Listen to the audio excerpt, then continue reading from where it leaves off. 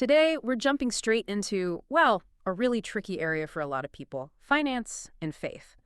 Specifically, how do you handle making money when markets are crashing? It's a huge question, especially now with digital markets moving so fast. Muslims involved in trading are asking, is short selling okay? Is it halal Urgh. or is it haram, forbidden? Right. So our mission today is pretty clear. We're doing a deep dive into the sources that give us the Islamic perspective on this. We won't just give you the ruling. No, we need the why. Exactly. We'll get into the Sharia principles behind it so you can navigate these things with, real confidence and clarity. Yeah, that clarity is key because understanding why helps you apply it, doesn't it? Yeah. So let's start with the basics. What is short selling in simple terms? Because the moment you explain it, well, the issues pop up immediately. You really do. The whole mechanism is kind of where the problem lies. Yeah. Essentially, you're betting on a price drop. Okay. So let's say you think crypto coin Z is way too high and it's going to fall, but you don't actually own any crypto coin Z. No. Correct. So you go to your broker or the exchange platform and you borrow some crypto coin Z Borrow it. And then what? Sell it straight away. immediately. You sell that borrowed crypto at today's high price. Yeah. So now you've got cash in hand, but crucially, you owe the broker that crypto back. Got it. Then you just wait. You wait. And if you're right, the price tumbles. Let's say it drops significantly. And you jump back in. You buy the same amount of crypto coin Z you borrowed, but now at that much lower price. Okay. And then you give that crypto back to the broker you borrowed it from. Exactly. You return the asset, settle your debt, and the difference, the cash left over between the high price you sold at and the low price you bought back at. That's your profit. It sounds clever, almost like financial alchemy making money from a fall. But like you said, the alarm bells start ringing because you sold something you didn't actually own in the first place. That's precisely it. That's the core conflict the sources point to immediately. Selling an asset you've only borrowed without true possession.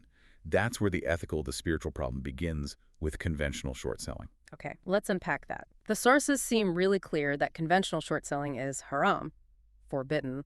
What are the main reasons? What principles does it violate? The first, and maybe the biggest violation, is selling something without owning it. Or, more accurately, without having proper possession. Okay. Islamic contract law is very strict on this. For a sale to be valid, to be blessed, the seller must have full ownership and control. The term is cabbed, or legal possession over the item at the time of the sale. But couldn't you argue that in digital markets, holding it in your account is a form of possession? You have the right to trade it. That's a really common point, but the sources make a critical distinction. Cabbed isn't just virtual access. It means you bear the full rights and the risks of ownership. If that asset was somehow destroyed, is it your loss or the broker's? If it's borrowed, it's probably the broker's ultimate risk, right? I just have to return an asset, not that specific asset. Exactly. And you don't have the freedom not to sell or deal with it. You're obligated to return it. The Prophet Muhammad, peace be upon him, stated it very plainly. Do not sell what you do not possess. So it's not just about having it temporarily. No.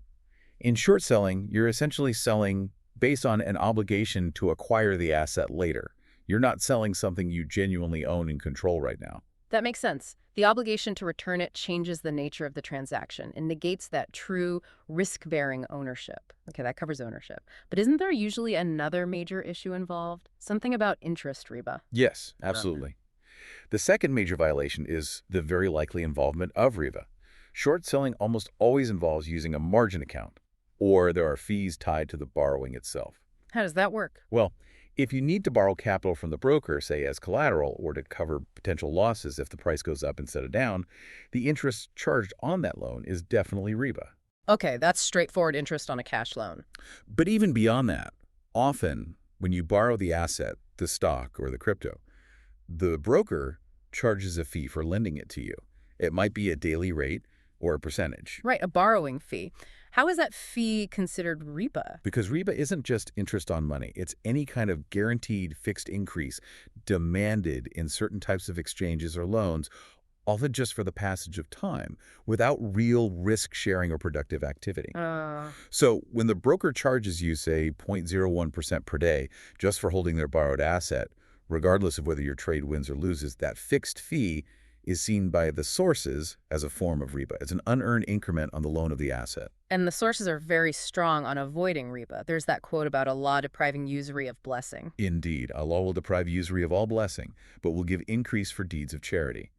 It signals that even if you make a profit, the method itself strips the wealth of baraka, that divine blessing, that spiritual goodness. So the transaction's problematic on two counts: no real ownership and the likely presence of riba.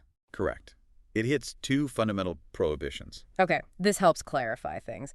But then people ask, and we see this in the sources too, how is this different from just, regular trading? I buy Bitcoin low, I sell it high later. That's allowed, right? Why the difference? It comes back, again, to that crucial point. Genuine ownership versus obligation. Okay. When you buy Bitcoin or any stock with your own money in the normal way, what they call the spot market, it goes into your wallet, your account. It's yours. You have full control. Complete control. You can hold it for a day, a year, 50 years. Nobody can force you to sell it.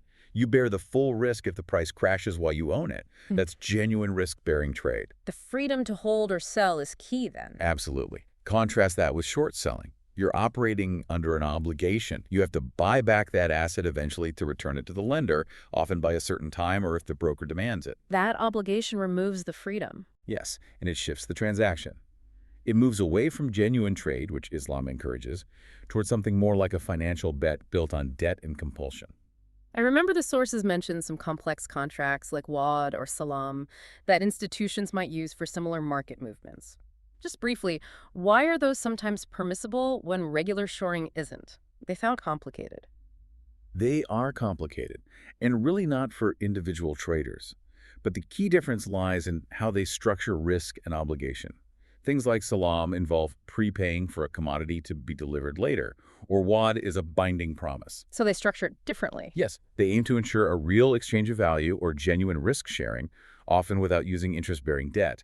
They try to fit within the established rules of Islamic contracts for production or trade finance, avoiding the selling what you don't own and riba issues. But, like you said, they require huge legal and regulatory setups, not practical for you or me. Right, not for the average person trying to trade online. So if conventional shorting is out for individuals, what's the alternative? What can someone do if they want to trade actively but stay within the Sharia guidelines? The clear, recommended path, the halal alternative that the sources consistently point to, is swing trading in spot markets. Swing trading. Okay, let's break that down. Why is that approach compliant? It aligns perfectly because it directly addresses and resolves the main prohibitions we discussed. Okay, how so? First, ownership. With swing trading, you use your own money to buy the asset first in the spot market. So you take full actual possession, you buy low, you genuinely own it, and then you wait for the price to swing upwards before you sell high. So, point one, you own what you sell. Got it. What about the second issue, Reba? That's resolved too, because you're using your own capital. There's no borrowing the asset, no margin account needed, no interest payments. You completely avoid the riba trap. Makes sense. Use your own funds, buy it outright, sell it later. And importantly, the intent aligns better. Swing trading involves patience. You're taking a genuine business risk by holding the asset, waiting for market trends to develop. It's not about instantly profiting from a crash using borrowed means. It feels more like investing based on trends rather than betting against something. Exactly. It involves analyzing the market, taking a position you believe in based on value or momentum, and holding it. This also touches on that ethical dimension, doesn't it? Short selling is sometimes seen, maybe unfairly sometimes, but seen as betting against others, profiting from misfortune. How does swing trading compare in terms of community spirit, the ummah? That's a really important aspect. Short selling can feel like a zero-sum game.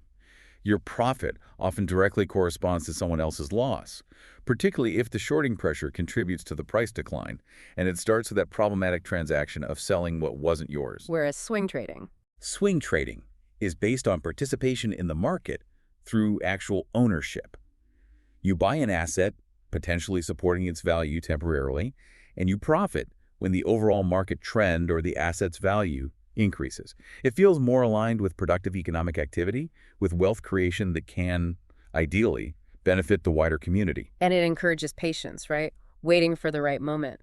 Yes, which itself is considered a virtue. It fosters discipline, trust in waiting for the right conditions, rather than seeking instant gratification through potentially questionable means. This aligns with cultivating baraka in your earnings. That whole shift in mindset from rapid speculation on borrowed assets to patient trading with owned assets seems central to the philosophy here. Okay, let's address a practical, maybe uncomfortable question.